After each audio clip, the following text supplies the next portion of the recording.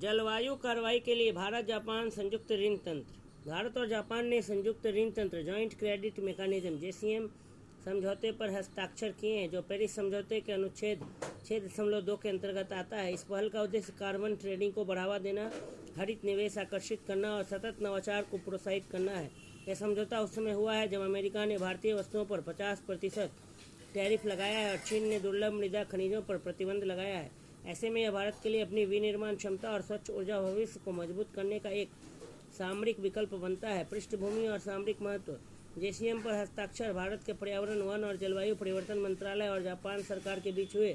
यह समझौता लगभग 10 ट्रिलियन येन 6 ट्रिलियन रुपया मूल्य के दीर्घकालिक द्विपक्षीय समझौतों का हिस्सा है, जिनमें शामिल है कृत्रिम बुद्धिमत्ता, AI, रक्षा, सेमीकंडक्टर्स, महत्वपूर्ण खनिज, क्रिटिकल मिनरल्स। यह साझेदारी भारत को विनिर्माण केंद्र और सतत प्रौद्योगिकी का अग्रणी बनाने की दिशा में महत्वपूर्ण है। दुर्लभ मृदा आपूर्ति श्रृंखला चुनौतियां।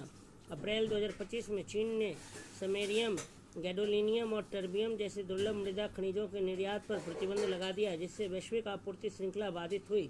बाद में भारत के लिए प्रतिबंध आंशिक रूप से हटाया गया, लेकिन चीन पर निर्भरता उजागर हुई।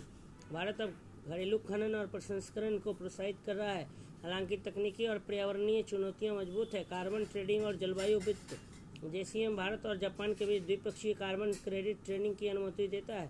इसके माध्यम से बाजार आधारित तंत्र से ग्रीन हाउस गैसों में कमी, डिकार्बोनाइजेशन के लिए प्रौद्योगिकी हस्तांतरण, जलवायु लक्ष्यों की पूर्ति हेतु क्षमता निर्माण।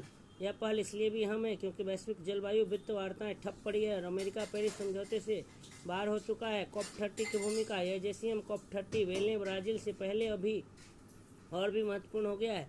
COP30 में वैश्विक कार्बन बाजार के नियमों पर चर्चा होगी। अब तक केवल 23 देशों ने अपने नए जलवायु लक्ष्यों NDCs को प्रस्तुत किया है। भारत जापान मॉडल दर्शाता है कि द्विपक्षीय सहयोग वैश्विक जलवायु वार्ताओं को पूरक बना सकता है। भारत का घरेलू कार्बन बाजार। भारत ने कार्बन क्रेडिट ट्रेडिंग योजना 2023 शुरू की और इसके लिए राष्ट्रीय नामित प्राधिकरण बनाया। JCM के तहत जापानी निवेश स्वच्छ ऊर्जा प्रौद्योगिकियों के प्रयोग में मदद करेंगे। यह भारत की 2070 तक नेट जीरो प्राप्त करने की प्रतिबद्धता को समर्थन देगा। विशेषज्ञ मानते हैं कि JCM अन्य देशों के लिए भी द्विपक्षीय जलवायु साझेदारी का मॉडल बन सकता है। अनुच्छेद 6.2 पेरिस समझौता देशों को लचीले और द्विपक्षीय समझौतों के माध्यम से अपने NDCs पूरे करने की अनुमति देता है। यह प्रौद्योगिकी आदान प्रदान और क्षमता निर्माण को बढ़ावा देता है। विकसित देशों से विकासशील देशों की ओर वित्तीय संसाधनों के प्रवाह की सुविधा प्रदान करता है।